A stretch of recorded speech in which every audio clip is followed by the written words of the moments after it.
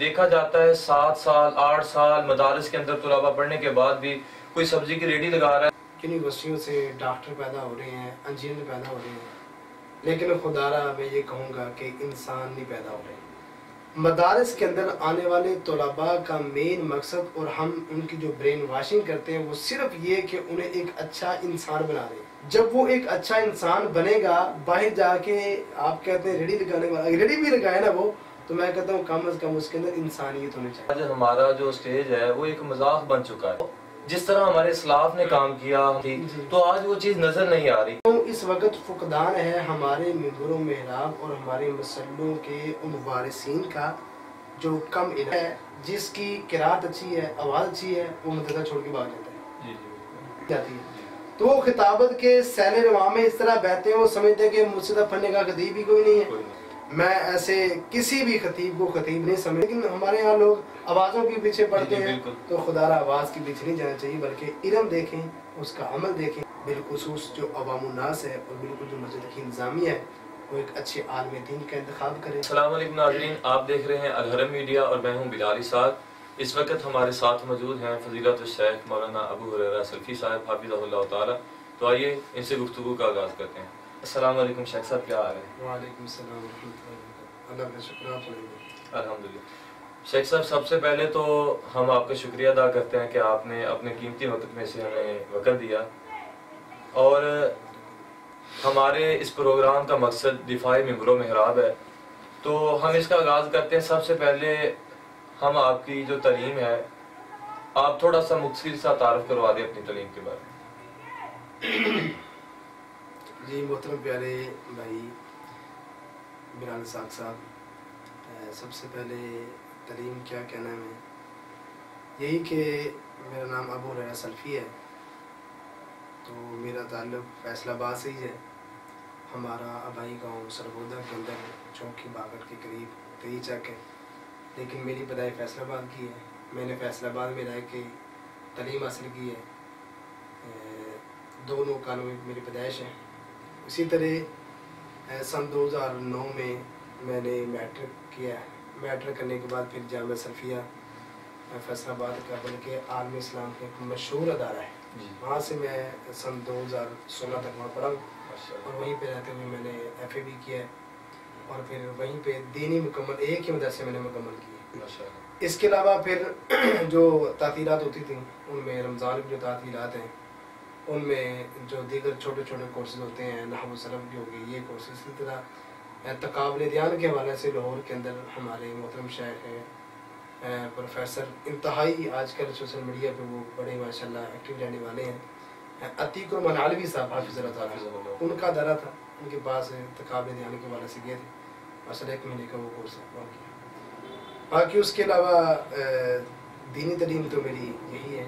باقی درس و تدریس کے حوالے سے پھر یہ کہ جب سن 2016 میری فراغت ہوئی جامعہ سلفیہ سے، تو پھر سن 2016 سے ہی میں جامعہ تعلیمات اسلامیہ سرگودا روڈ فیصل آباد میں ایک عظیم ادارہ ہے، تو وہاں پہ میں کچھ خدمات انجام دے رہا ہوں. تو شیخ صاحب، ہمارے پروگرام کا مقصد دفاع منبر و محراب ہے، تو اس کا جو آغاز ہوتا ہے وہ سب سے پہلے طلباء سے ہوتا ہے.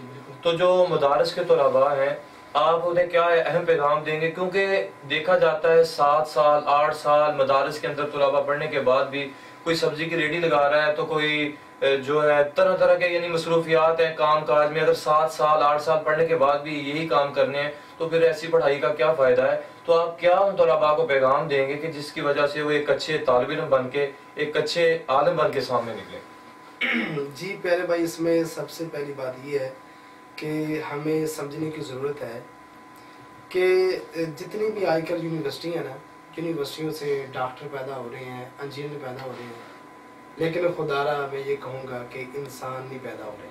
اچھے انسان معاشرے کو دینے سے مقاصد. مدارس کے اندر آنے والے طلباء کا مین مقصد اور ہم ان کی جو برین واشنگ کرتے ہیں وہ صرف یہ کہ انہیں ایک اچھا انسان بنا رہے ہیں. مدارس میں یہ نہیں کہ جو بھی آ گیا وہ جناب یہیں سے مولوی بن کے نکلے. تو ہم کہتے ہیں اس بندے کو جو بھی یہاں پہ آتا ہے مدرسے میں آئے، وہ بچہ اس لحاظ سے آئے کہ وہ ایک اچھا انسان بن جائے. جب وہ ایک اچھا انسان بنے گا، باہر جا کے آپ کہتے ہیں ریڑھی لگانے والا، ریڑھی بھی لگائے نا وہ، تو میں کہتا ہوں کم از کم اس کے اندر انسانیت ہونی چاہیے. اور یہ اللہ کا فضل ہے، اللہ کا کرم ہے. الحمدللہ ہم نے اپنی زندگی میں ایسے ایک نہیں بے شمار لوگوں کو دیکھا ہے جو اپنی ڈاکٹریٹ کی ڈگریاں لے کر، اپنی جناب والا انجینئر کی ڈگریاں لے کر، ایم اے بی اے کی ڈگریاں لے کر، F S C B S C کی ڈگریاں لے کر احتجاج کرتے ہیں. لیکن اللہ کے فضل سے، اللہ کے کرم سے، یہ کرم ہے ہمارے پر اور مدارس کے اوپر بالخصوص، کہ کوئی بھی مدرسے کا ایسا طالب علم جو فراغت سے بعد کہ کہیں آپ کو احتجاج کرتا نظر آئے، کہیں آپ کو واویلا کرتا نظر آئے. الحمدللہ مدارس کا مین مقصد جو ہے بچوں کو پڑھانے کا، وہ ہے انسانیت سکھانا، انسانیت کا تعارف کروانا، انسانیت تک پہنچا دینا. تو وہ اللہ کی فضل سے الحمدللہ ہم اس مشن میں کامیاب ہیں اور ہمارے طلباء اس میں کامیاب ہیں. ماشاءاللہ. تو شیخ صاحب، جس طرح مدارس میں پڑھنے والے طلباء جو ہیں وہ علوم قرآن و حدیث تو پڑھتے ہی ہیں، تو اس کے ساتھ جو ہے ان کے لیے سکول کی تعلیم حاصل کرنا آپ کتنا ضروری سمجھتے ہیں؟ دیکھیں اس میں میں تو یہ کہتا ہوں کہ جو بھی طالب علم ہے اس کے ذہنیت پہ ڈیپینڈ کرتا ہے. اگر تو وہ بچہ سمجھتا ہے کہ میں دونوں کام کر سکتا ہوں، یعنی میں دینی تعلیم بھی ساتھ رکھوں اور میں دنیاوی بھی پڑھ سکتا ہوں، اور دنیاوی تعلیم پڑھنے کے ساتھ میرے دینی علوم پہ اثر انداز وہ نہیں ہوگی تعلیم، تو پھر تو ٹھیک ہے. لیکن اکثر دیکھنے میں یہ ہے کہ جیسے کہتے ہیں کہ دو کشتی پاؤں رکھنے کے مترادف یہ کام ہوتا ہے، اور اس میں بچوں بہت زیادہ ایسے ہوتے ہیں جو جناب والا وہ اصل میں جو دینی تعلیم ہوتی ہے اسے پیچھے چھوڑ دیتے ہیں، وہ دنیاوی تعلیم میں بہت زیادہ آگے چلے جاتے ہیں، تو جو دینی تعلیم ہے اسے بسے کچھ ڈال دیتے ہیں. جبکہ ہونا ہی چاہیے کہ بچہ خود وہ سمجھے، خود وہ جانے کہ اگر واقعتاً وہ دونوں کو پڑھ سکتا ہے ایک ہی وقت کے اندر، اسے بھی اچھی طرح کے ٹائم دے اور اسے بھی اچھی طرح سے ٹائم دے، تو پھر تو ٹھیک ہے. اگر ایسا نہیں تو پھر میں یہ سمجھتا ہوں کہ اس بچے کو دینی تعلیم کو ہی ترجیح دینی چاہیے. انشاءاللہ اللہ تعالیٰ اس کے لیے آسانی بدل فرمائے گا. تو شیخ صاحب، جو ہمارے نوجوان خطباء اور علماء خطابت کے میدان میں آ رہے، کوئی آپ انہیں اہم پیغام دینا چاہیں گے کہ جس کی وجہ سے وہ ایک اچھا لوگوں تک پیغام جو ہے وہ پہنچا سکیں، اچھے عالم بن کے سامنے ہیں؟ تو اس کے وجہ سے پیارے بھائی یہی میں کہہ سکتا ہوں کہ سب سے پہلی بات یہ ہے کہ جمعہ جو بالخصوص ہوتا ہے نا، اس میں ہمارے اساتذہ کرام کی طرف سے ہمیں یہ بات بارہا سننے کو ملی، فرمایا کرتے تھے کہ بیٹا جو جمعہ ہے نا، جمعے کا دن لوگ تیاری کر کے آتے ہیں، لوگ تیاری کر کے آتے ہیں، تو خدا را طلباء کو بھی تیاری کر کے جانا چاہیے. تو خطباء کو میں کہتا ہوں کہ آپ بھی جائیں تو ممبروں میں راہ پہ تیاری کر کے جائیں، لوگ تیاری کر کے آئیں. تو آپ کے اندر وہ ایبلٹی ہونی چاہیے، آپ کے اندر وہ قابلیت ہونی چاہیے، آپ کے پاس وہ نصوص ہونے چاہیے، آپ کے پاس وہ دلائل ہونے چاہیے. ان دلائل کو آپ ازبر کریں، اچھی طرح یاد کریں. یاد کرنے کے بعد جس طرح لوگ تیاری سے آئیں، آپ بڑھ کے ان کے ساتھ تیاری کے ساتھ پیش آئیں اور ممبر محراب کی آپ زینت بڑھیں. میں نہیں سمجھتا کوئی ایسا عالم دین ہو جو اتنی تیاری کرنے کے بعد ممبر محراب کا وارث بنے اور لوگوں کی توجہ وہ حاصل نہ کر سکے یا لوگوں کے اوپر اس کی بات کا اثر نہ ہو. تو انشاءاللہ ضرور ہوتا ہے. جو ہمارے خطباء، آپ بے شمار ایسے خطباء کو جانتے ہیں جو اللہ کے فضل سے وہ علم و عمل کے وہ منبع ہیں، اس کے باوجود اب اگر آپ ان کا مطالعہ دیکھیں، مطالعہ کرتے ہیں، اور میں تو فیصل آباد کی مشہور شخصیات کو جانتا ہوں ایسی جو فرماتی ہیں کہ ہم پورا ہفتہ تیاری کرتے ہیں. ہمارے علماء وہ پورا ہفتہ، جن میں سر فہرست مولانا اکبر جوید صاحب حافظ اللہ تعالیٰ جماعت کے وہ صاحب کا ناظم بھی رہے ہیں سٹی فیصل آباد، وہ فرماتے ہیں کہ پورا ہفتہ تیاری کرتا ہوں. اگر پورا ہفتہ میں ایک دم تیاری ہو تو میں نہیں سمجھتا کہ آپ ہفتے کے بعد آپ ممبر کی زینت بنے تو لوگوں کی آپ توجہ حاصل نہ کر سکیں، لوگوں کے اوپر آپ کی بات کا اثر نہ ہو. تو میں یہ کہوں خطباء سے کہ خدا را لوگ تیاری کر کے آتے ہیں تو آپ بھی تیاری کر کے جائیں. تو شیخ صاحب، اسی حوالے سے کہ دیکھیں آج ہمارا جو اسٹیج ہے وہ ایک مذاق بن چکا ہے. تو جس طرح ہمارے اسلاف نے کام کیا، ہمارے اسٹیج کو اوپر لے کے گئے، لوگ ہمارا نام سنتے تھے، ہمارے مسلک کی ایک پہچان تھی، تو آج وہ چیز نظر نہیں آ رہی. کیا چیز جو ہے جس کی ہمیں ضرورت ہے کہ جس طرح ہمارے اسلاف نے کام کیا اسی طرح ہم کام کریں اور وہی اسٹیج جو ہے وہ دوبارہ لوٹ کے ہمارے پاس آ جائے؟ اس میں پیارے بلال بھائی سب سے اہم بات یہ ہے کہ ہمارے جو جن مسائل کے اندر وہ علماء و خطباء ہیں نا، تو وہ خود ہی جنگ ہسائی کا موقع دینے والے ہیں، جنگ ہسائی وہ خود بنانے والے ہیں. تو میں کہتا ہوں اس وقت فقدان ہے ہمارے ممبر و محراب اور ہمارے مسلوں کے ان وارثین کا جو کم علم ہے. اصل میں بیماری یہ ہے جس کی قرات اچھی ہے، آواز اچھی ہے، وہ مدرسہ چھوڑ کے بھاگ جاتا ہے۔ اب پھر اسی طرح جو خطابت کے میدان میں دورے طالب علمی میں کود پڑتے ہیں تو وہ بھی علم ان کا پیچھے رہ جاتا ہے، وہ خطابت بالکل آگے نکل جاتی ہے۔ تو وہ خطابت کے سیل رواں میں اس طرح بہتے ہیں، وہ سمجھتے ہیں کہ مجھ سے پڑھنے کا خطیب ہی کوئی نہیں ہے، اور پھر میں بالکل جناب والا لوگوں سے بے پرواہ ہو گیا ہوں، مجھے مدرسے کی ضرورت ہے، مجھے جانے کی ضرورت ہے۔ حالانکہ یہ بات انتہائی غلط ہے۔ میں ایسے کسی بھی خطیب کو خطیب نہیں سمجھتا، کسی بھی عالم کو عالم نہیں سمجھتا جو کسی مدرسے میں پرماننٹ پڑھتا نہیں ہے، بخاری نہیں پڑھتا۔ بخاری تو بالکل یہ ایک سب سے عظیم کتاب ہے، اسے نہیں پڑھتا۔ اس سے پہلے میں کہتا ہوں خدا را اپنے طلباء کو، اپنے علماء کو کہ آپ جو مساجد کی انتظامیہ ہے ان سے بھی گزارش ہے کہ صرف اگر آج ہم یہ بات غور کرنا شروع کر دیں نا تو میں کہتا ہوں پیارے بلال بھائی ہماری 60 سے 80% مساجد بالکل خالی ہو جائیں۔ جو ان کے اب برجمان ہے نا وہ بالکل نیلے پہ دیلا ہے، نہ امام کو کچھ پتا ہے، وہ پڑھا رہا ہے طوطے کی طرح قرآن کا پتہ ہے، برٹا وہ پڑھا رہا ہے، لیکن اسے اس کے مفہوم کا نہیں پتا، اس کی معنی کا نہیں پتا، اس کی ادائیگی کا نہیں پتا۔ تو جس کی وجہ سے آج ہم لوگ اپنے ان ممبر و محراب پہ جو لوگ برجمان ہیں ان کے اندر اس قابلیت پہ ان کی قابلیت ہی نہیں ہے، جس کی وجہ سے لوگ آج دین سے دور ہو رہے ہیں۔ تو ضرورت اس امر کی ہے کہ بالخصوص جو عوام الناس ہے اور بالکل جو مسجد کی انتظامیہ ہے وہ ایک اچھے عالم دین کا انتخاب کرے، ایک صحیح عقیدہ سنت کا متبع ہونا اس کے لیے ضروری ہے، اور کسی بھی دینی مدرسے کا عالم فاضل ہو اور وہ لوگ وہاں سے رجوع کریں۔ لیکن ہمارے یہاں لوگ آوازوں کے پیچھے پڑتے ہیں، تو خدا را آواز کے پیچھے نہیں جانا چاہیے، بلکہ علم دیکھیں، اس کا عمل دیکھیں، اور ان دو چیزوں کو ترجیح دے کے اپنے امام اور خطیب کا انتخاب کرنا چاہیے۔ تو شیخ صاحب ایک سوال کروں گا آپ سے کہ مساجد کے اندر جو ہمارے علماء کرام ہیں وہ 5 وقت کی نماز بھی پڑھاتے ہیں، صبح شام بچوں کو بھی قرآن مجید کا درس دیتے ہیں، قرآن مجید پڑھا رہے ہیں، جمعہ بھی پڑھاتے ہیں، اتنی ذمہ داریاں ہوتی ہیں۔ تو جس شخص کے اوپر اتنی ذمہ داریاں ہوں، آپ کیا سمجھتے ہیں کہ ایسے بندے کا وظیفہ کتنا ہونا چاہیے؟ اصل میں جو وظیفے والی بات ہے نا تو یہ جو ہے وہ میں تو کہتا ہوں کہ قرآن و حدیث کا کوئی بندہ وظیفہ دے ہی نہیں سکتا۔ کیوں جی؟ بالکل قرآن کی اگر صرف ایک میں کہتا ہوں زیادہ تو نہیں، تو آپ کو معلوم ہے وہ صحیح بخاری کی روایت ہے، وہ صحابہ گئے تھے جب ایک علاقے کے کسی وڈیرے کو دم کیا تھا، کتنی بکریاں لی تھیں؟ وہ 30 بکریاں، تو 30 بکریوں کی قیمت صرف 100 فاتح کی ہے۔ تو جو امام آپ کی 5 نمازوں کا امام ہے تو اس کی کم از کم 30 بکریوں کے برابر تو صرف ایک کی بات، وہ مہینے کی میں کر لیں، ٹھیک ہے نا؟ تو ہمیں کوشش کرنی چاہیے کہ ہم اس کی ضروریات زندگی کا خیال رکھیں۔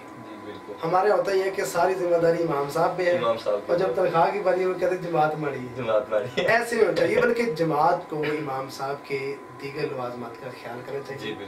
تو یہاں پہ ایک وہ بھی سوال شاید کمنٹس میں کوئی بھائی ایسا کرے جی یہ مولویوں کو ان کے علاوہ اور کوئی کام نہیں، وہ اپنا کام کرتے۔ میرے علم کے مطابق میں جتنے لوگوں کو جانتا ہوں ایسے جو اپنی خطابت یا اپنی امامت کے ساتھ کاروبار کرتے ہیں وہ دونوں میں سے ایک کام کر سکتے ہیں، ڈبل مینٹل کام نہیں چل سکتا الا ماشاءاللہ۔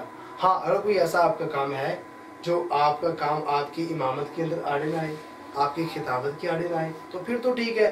اگر اپنا اتنا وسیع آپ کا کام ہے تو میں کہتا ہوں پھر اگر وسیع کام ہے تو پھر کام ہی کر لینا چاہیے، یہ کام چھوڑ دینا چاہیے۔ یہ کام یکسوئی کے ساتھ ہوتا ہے، بالکل دھیان سے ہوتا ہے، اور جناب بالکل ایک طرف ذہن لگا کے پھر ہوتا ہے۔ دوسری بات اس میں پھر وہی آگی میری بات وہ یہ کہ ہمارے جو ممبر و محراب کے جو لوگ ہوتے ہیں نا، اصل میں ہوتا ہے قابل بندہ ہونا وہ تنخواہ کا مطالبہ کرتا ہے بڑھانے کی، تو جب وہ مسجد میں جواب دیتے ہیں تو ابھی وہ گھر نہیں جاتا، اسے 20 لوگوں کا پہلے فون آ جاتا ہے، ہم تیار ہیں، ہم یہ کام کریں گے۔ اس لیے میں یہ کہتا ہوں کہ وہ جو اپنے آپ کو پیش کرنے والے ہیں انہیں بھی حیا کرنا چاہیے، تو انتظامیہ کو، لوگوں کو، ائمہ دین کو بھی، اور اسی طرح ہماری مساجد کے ائمہ کو بھی، خطباء کو بھی اس بات کا خیال رکھنا چاہیے، اور اپنی عزت اپنے معاشرے میں بنانی چاہیے۔ اپنے صرف یہ چند ٹکوں کی خاطر یہ مساجد کو چھوڑ کے نہیں جانا چاہیے، بلکہ استقامت کے ساتھ، محنت کے ساتھ، لگن کے ساتھ پڑھائیں۔ انشاءاللہ ہر جگہ سنجیدہ لوگ ہوتے ہیں، آپ ان سے بات کریں، اچھے انداز سے بیٹھ کے ڈیل کریں، تو انشاءاللہ کسی کے تنخواہ کا مسئلہ ہے تو اسے حل کرنا چاہیے، تو انتظامیہ کے اندر بیٹھ کے رکھیں۔ تو شیخ صاحب آخری جو ہم آپ سے سوال کریں گے کہ آپ الحرم میڈیا اور الحرم میڈیا کی ٹیم اور ان کے ناظرین کو کوئی اہم پیغام دینا چاہیں؟